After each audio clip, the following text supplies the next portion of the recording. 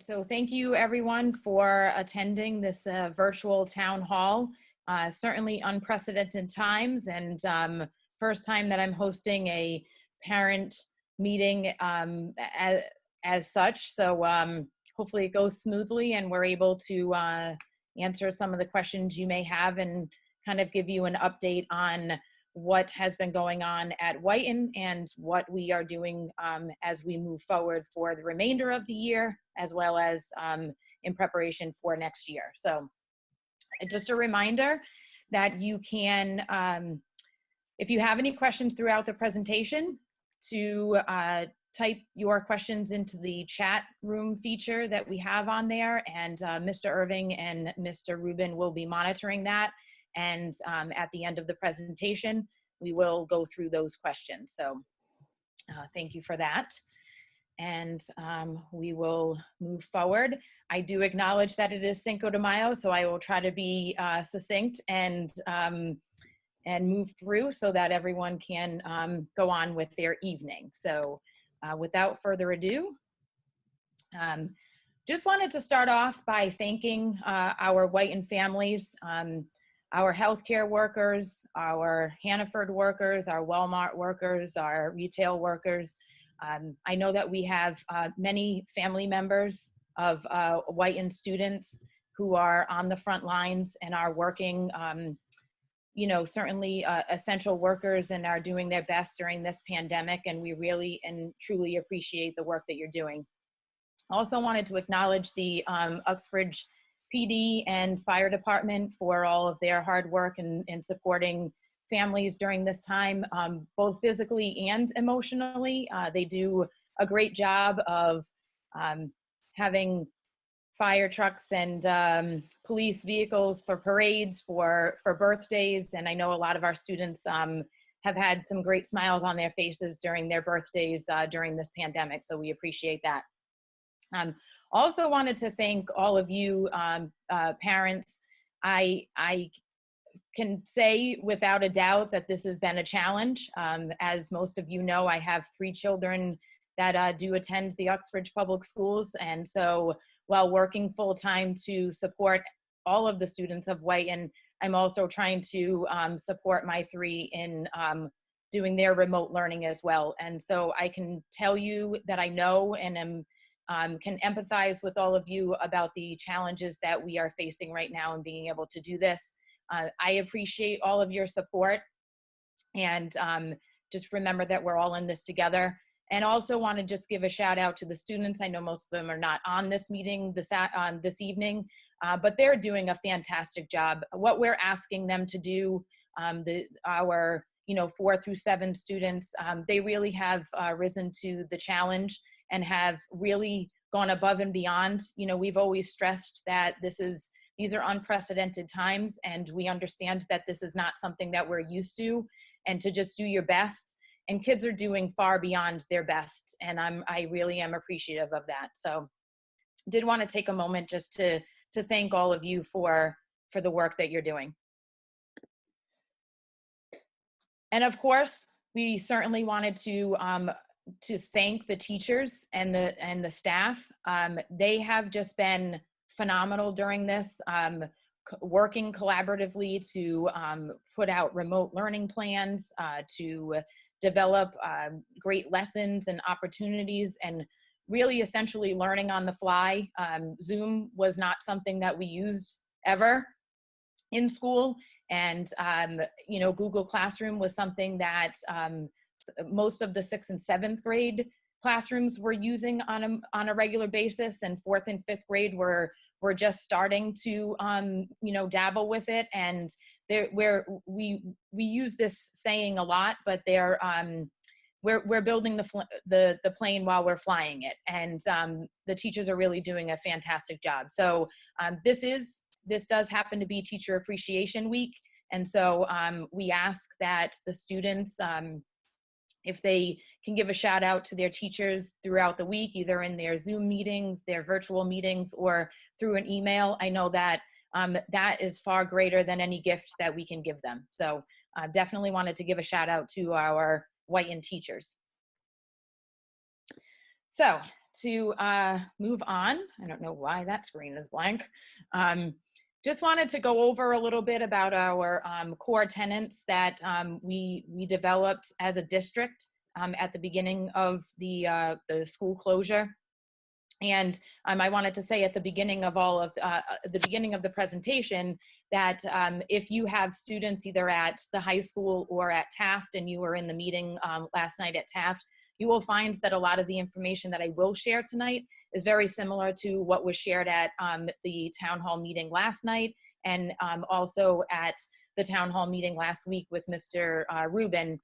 Because the three of us have really worked very closely throughout the year, but especially during this school closure, to really be in sync and to really to work together to make sure that we're supporting the entire district. So with that being said, our core tenets really has always been to stay connected, to be flexible with learning schedules, to provide equity in the resources and the communication and the instruction that we're providing during this remote learning time. And to, obviously we understand that these are unprecedented times, and that people are riding a roller coaster of experiences, of emotions, of availability, and all of that. So we understand all of that, and we certainly wanted to just remind everyone of that. So what we do know at this point is school is closed for the remainder of the year. Remote learning will continue until June 17th, as that is the scheduled last day of school.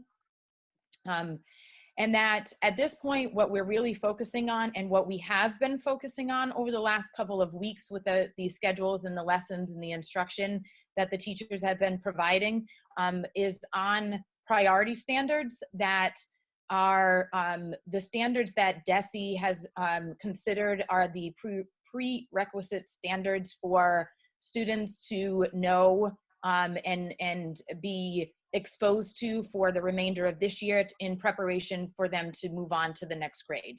And with that being said, that last point there is also the commissioner has said that regardless of the status of students, that students will move on to the next grade. And the work that we will be doing for the remainder of this year and into the summer and into the fall will be about how we assess where students are and where we need to take them as we start next year. In addition, there are remote learning plans that are being developed for students that have specific plans on an IEP or a 504 that have disabilities that do need the support. Remote learning plans are being developed, and those are being shared by their special ed teachers or their liaisons to families. So moving right along, as far as academics are concerned, and this is, these certainly come right from the recommendations from DESE, focus on those standards that are critical for success in the next grade. Certainly not expected to cover all standards this year. And then the remote learning instruction and schedules and activities that are created provide real-world applications, self-paced learning platforms, and project-based learning. So things like ST Math, Common Lit, EPIC, Happy Numbers, Freckle, Prodigy, those are all probably familiar terms that you've been hearing in your house lately. Those are all some of the programs that the teachers are using to embed into their schedules for the students to work on. They have a variety of skills that you would work on in each of those platforms, and they do provide good feedback and coverage for some of the standards. And then obviously, there's been some great project-based learning opportunities in science and social studies, some really great collaboration amongst students in working virtually to put together biosphere science projects and Flipgrid videos. Some of the work that's being done is pretty incredible, and we keep on saying across the board that we're really putting a lot of these to use right now and are looking forward to embedding these projects and these platforms and these programs into the daily schedule once we get back to school. All right, so moving on, remote learning reminders. Just wanted to go over a few reminders I think that are helpful for parents to remember. These are the things that the students are doing, and a reminder to you to remind them about some of these things. So schedules are posted in Google Classroom and emailed for the most part to students and to families on a Friday for the following week, so that families can prepare for what's to be expected for that following week.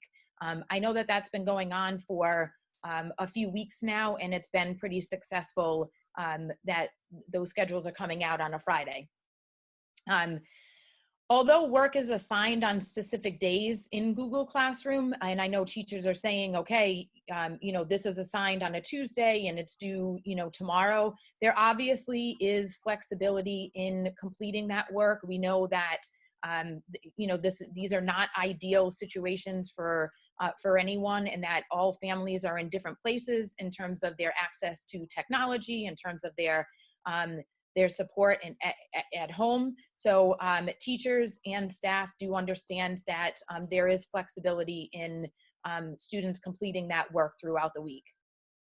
A reminder, and we remind kids of this quite often, but making sure that students, and this is grades 4 through 7, that they're checking their email and their Google Classroom on a regular basis, so that they can stay up to date with any notifications that are coming out from the faculty and the staff, their classroom teachers, or their support staff. And then also something to remember, that when they are completing an assignment in Google Classroom, that they are clicking turn in and not just share, because the turn in then allows the teachers to provide feedback to the students. The students are getting much better with that as the weeks have gone on, and I am seeing that students are handing things in, in a reasonable amount of time, and that teachers are giving some very meaningful feedback.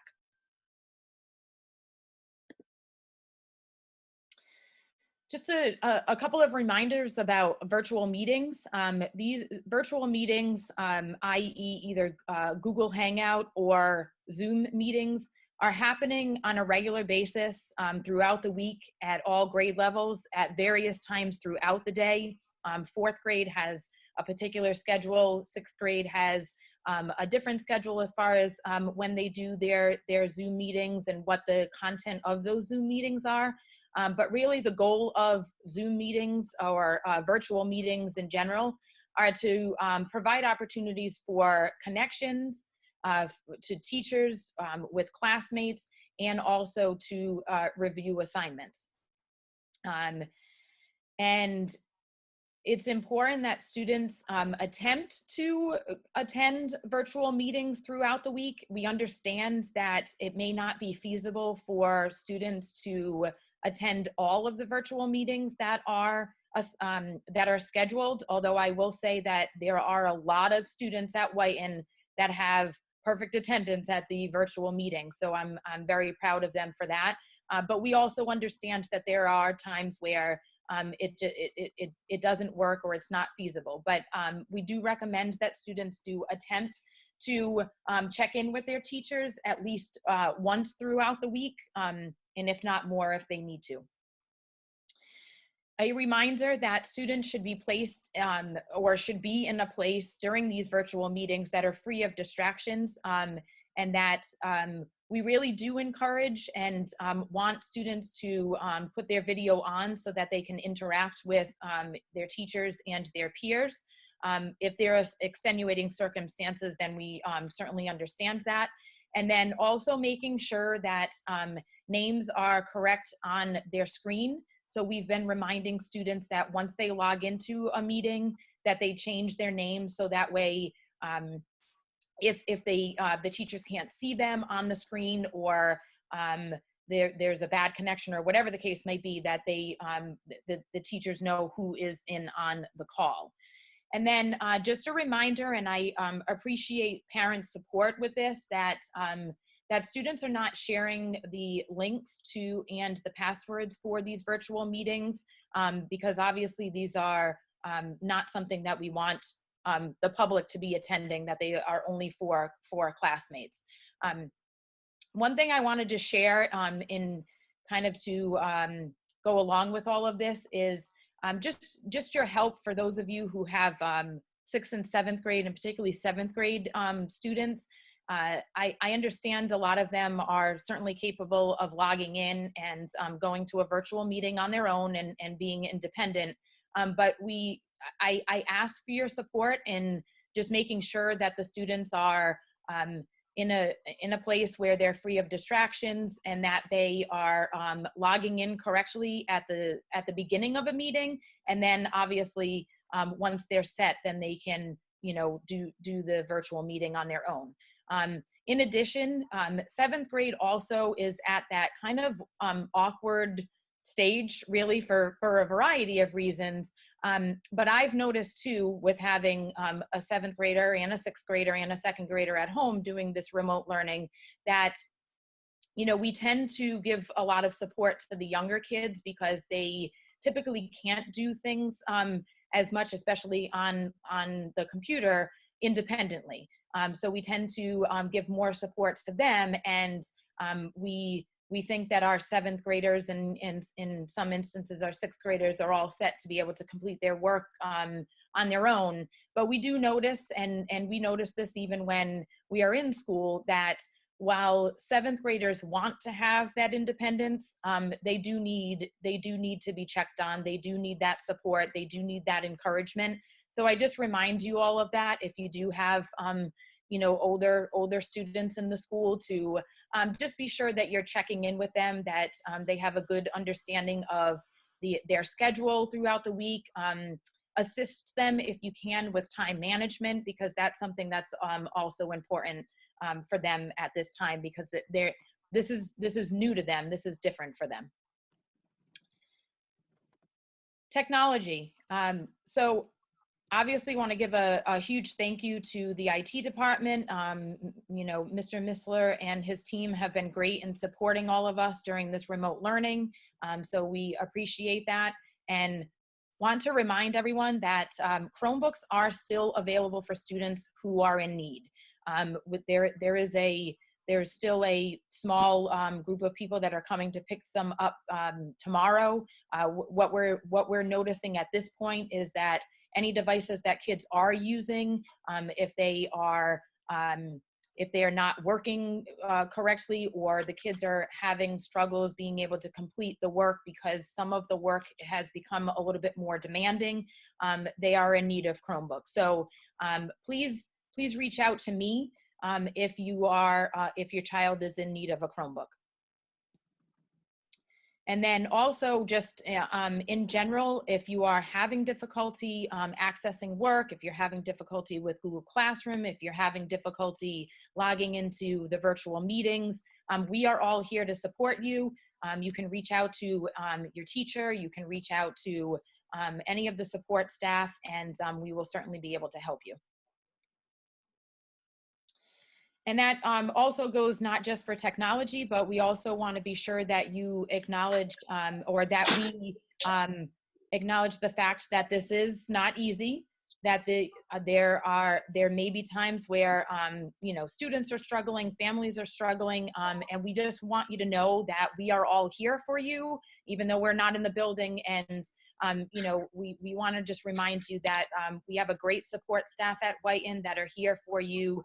I want to say 24/7 because it certainly feels that way, but they're always here for whatever you need. So Ms. Gauthier, our school nurse, our school psychologist, Dr. Joe, our adjustment counselor, Mr. Stefano, our guidance counselor, Mr. Flanagan, and of course, Mr. Irving and myself are all here to support you. So email us, call us, text us if need be. I know some of us are connected in that manner. So we're here to support you, and we're here to support the kids.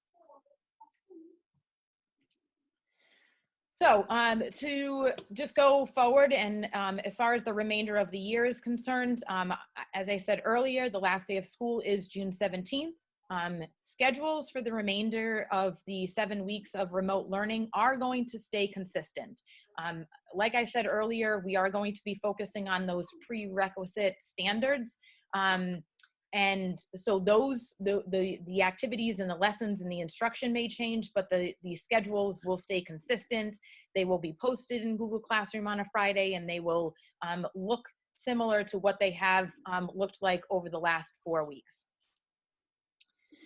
We are working on a plan for getting students and staff into the building to retrieve their materials. I was in a meeting with Dr. Tiano this morning, and that is something that the district is working on. We acknowledge that those have been some of the concerns that people have, including the students, to be able to clean out their lockers. So we are working on a plan for that.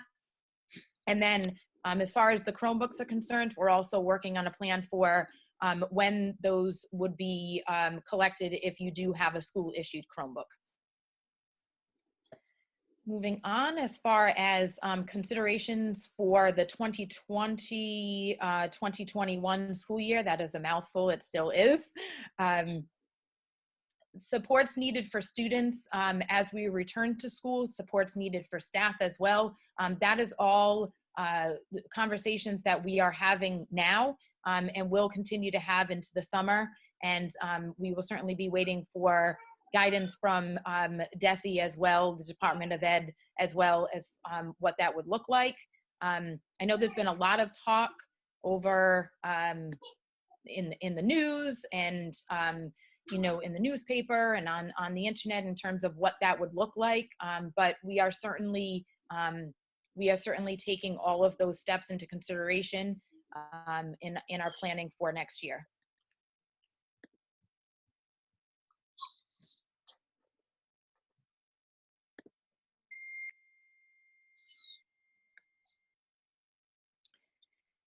Want to acknowledge our school council, who has been phenomenal this year. Our school council is made up of staff members, as well as myself and Mr. Irving, and parents. And they have been fantastic this year. We meet on a monthly basis, and we are developing our school improvement plan and making revisions to that. Wanted to acknowledge the fact that they have done virtual meetings with me during the school closure, so that way we can look at our school improvement plan, make sure it's connected to the district improvement plan, and then also making sure that we are making any adjustments to our plan for the 2021 school year that does acknowledge the fact that there has been a school closure for this length of time, and what kind of supports, both academically, social, emotionally, physically, that students and staff members would need as we open school next year. We're also working on identifying transition supports for grade 3 and grade 7.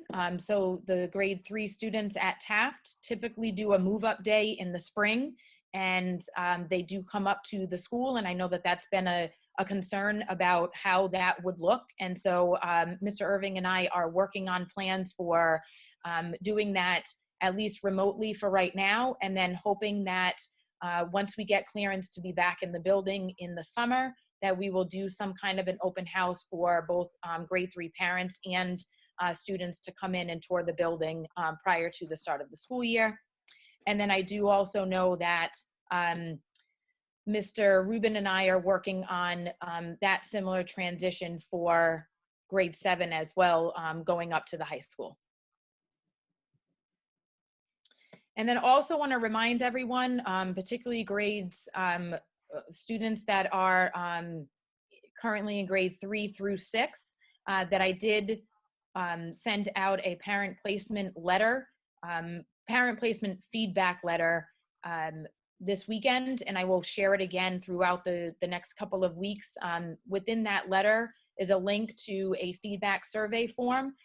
This is something that we did last year, and we continue to do it this year, to provide us with feedback on your student as we start the placement process for next year. And that's it. And I have no idea why there's a big line on my screen that appeared in slide 13. But at this point, I am going to open it up to Mr. Irving, as he's been monitoring the chat. And if there are any specific questions that I can answer, or Mr. Irving can answer, that were not covered during the presentation.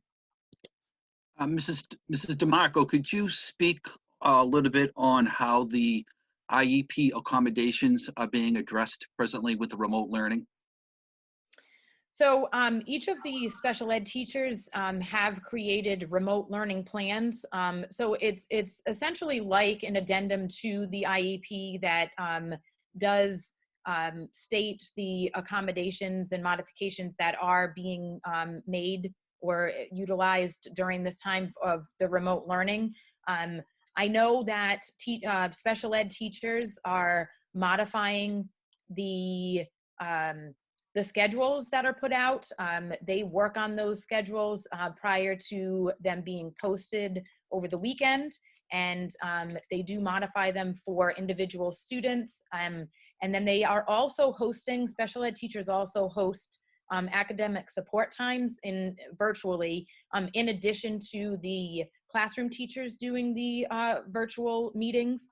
And then I also know that paraprofessionals are also doing a tremendous job of supporting the students that are in need of that extra support. So those are some of the highlights of how the accommodations and modifications are happening for students that are on an IEP.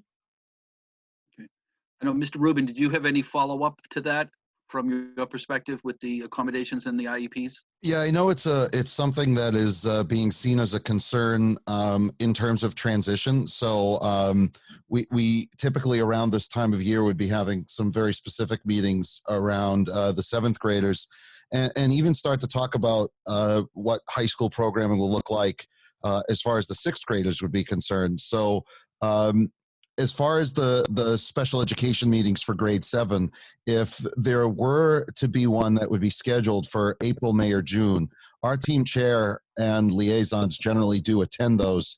So if that's something that parents would still like to do, or have a 504 that is something that's going to transition from Whitin to UHS for grade 8 next year, we would be making sure that, obviously, feel free to reach out to our folks so they can make sure they include anybody from the high school that you'd like to be at the table, to be at the table, to make sure that we're keeping those in mind. And I know another question. I know another question that has come up, Mrs. DeMarco, if you could address: who makes the ultimate decisions in regards to how we return to school? When, what the procedures will be, what the protocols will be, who will make that decision, and is that going to have any effect on summer school or summer programming? Okay. Dr. Tiano, I don't know if you wanted to answer this question as well. I do know that we are, the admin team is working diligently to address several of what was, those concerns, and, about summer school, about safety concerns for when we do come back to school. I do know that, we do have to wait for, obviously, the guidance from the governor that then comes down to the commissioner and then comes down to the districts. But, ultimately, it's all in connection, that we would not be doing something any different than what the guidance is from the state level. Hi, Leanne. I'd be happy to jump in. Hi, everybody. I apologize for my camera being off. I have a little technical difficulties there. As Mr. Marco just mentioned, the ultimate decision comes down from the governor. He is the one that put us into the school closure, and for very good reason. We work closely with the Commissioner of Education. I was on a Zoom meeting with him yesterday, and as superintendents, we are on weekly. The good work that all of our staff are doing to not only adapt to the situation we're in now, but as you heard Mr. Marco mention previously, that we're still looking at the long-term vision for our schools in our district, working on our school improvement plan. So where do we want to be a year from now? but that's hard to envision, since our short-term situation is so unclear.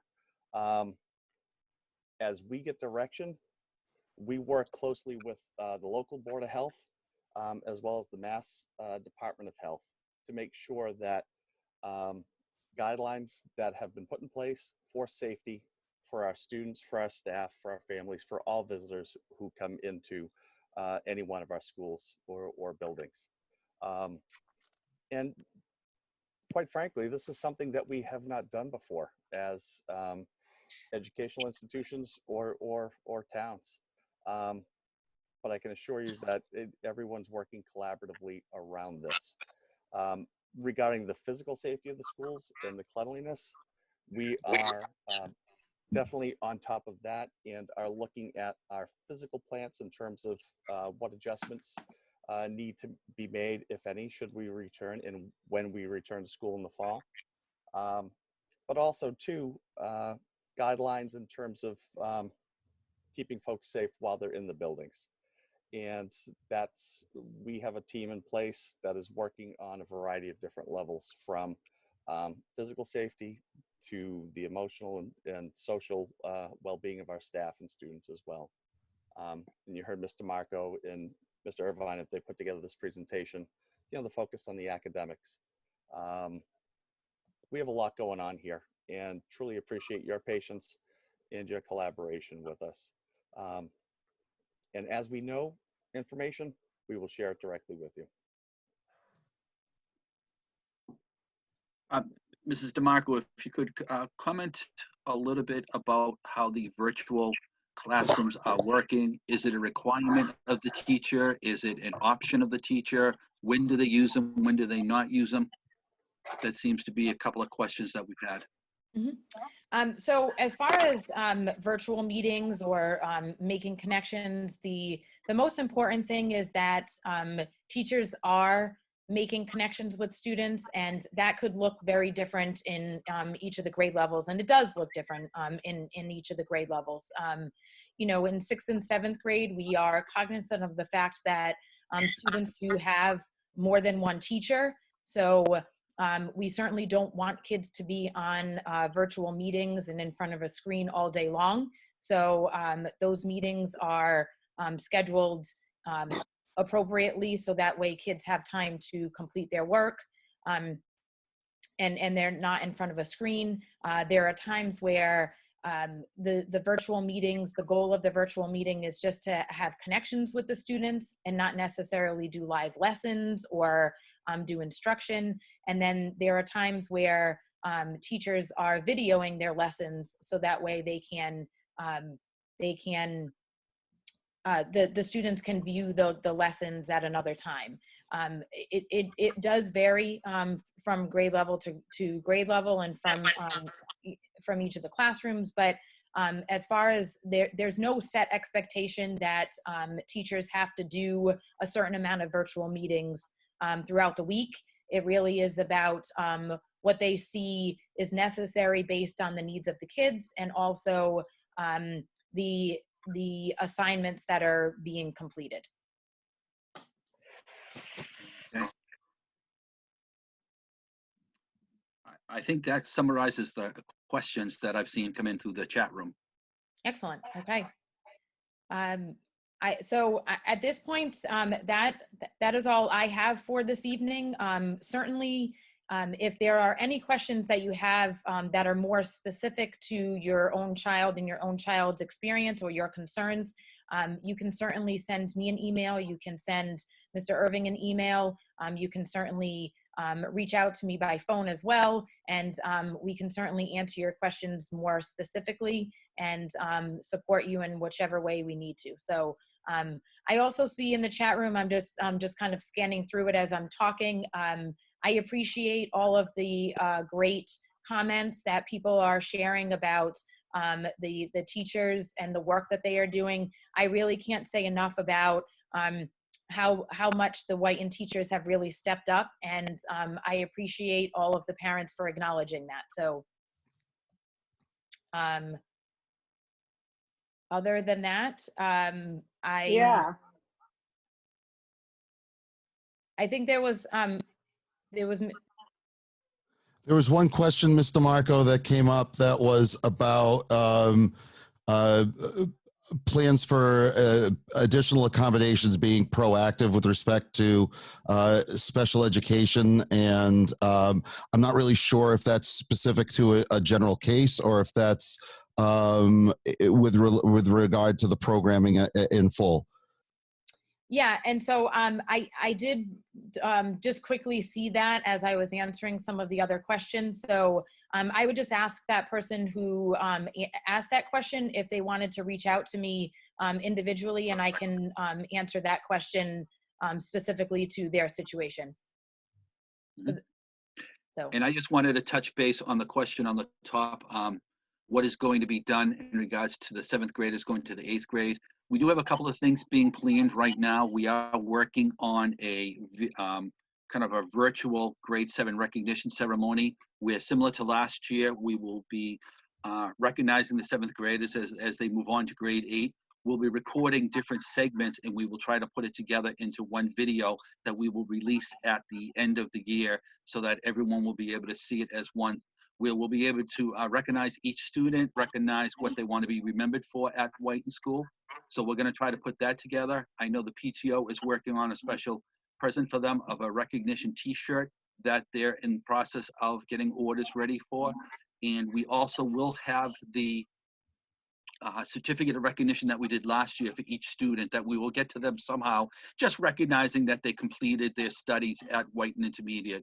And that is pretty much similar to what we did with our 7th graders last year. So both Mrs. DeMarco and I are cognizant of that, and we are really trying to recreate those experiences for the 7th graders as best as we can.